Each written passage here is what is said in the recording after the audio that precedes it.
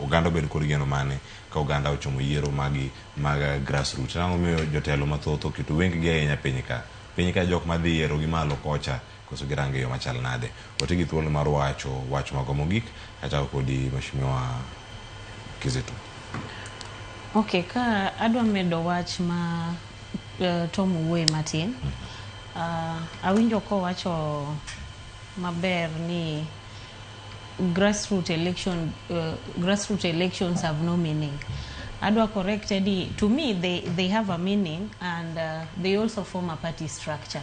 That is one. Two, gimo wacho maduong ma onego beni wang'iyo as a party, and we need to define the role of joma who represent wa at the grassroots elections makoro dhimbele makata kiny timoregi.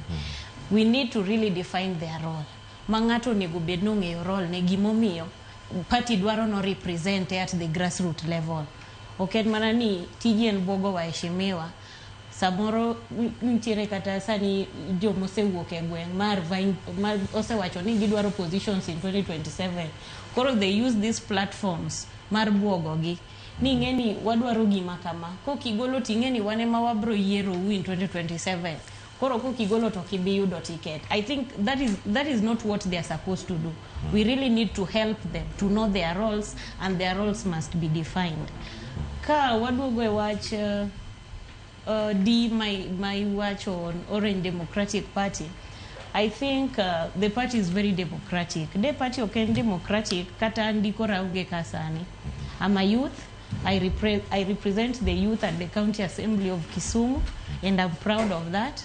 Madine bedni oken party, dine oken demokrasiano, dine aunge kanya. Hapa rinde ukawa kata jaduong moro ket kanyo ni ema represent ojende. So I think we are democratic enough as a party. Erokamana inya Mheshimiwa Regina Kizito. Watieko.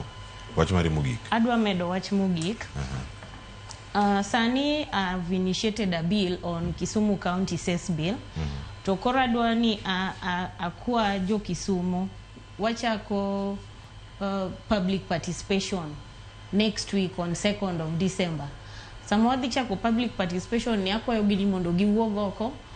They participate on the public participation because the Cess Bill they konyo farmers, all the farmers on agricultural produce. Okay, manamar sugar kende. Koro giwoko, they support the bill.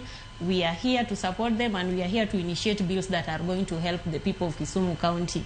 And for 2027, I'm going to vie for Woman Rep Kisumu County, and I also ask them for their support. Thank you. Mano waboyudo thuolo mar mondo mi inyewa space paber.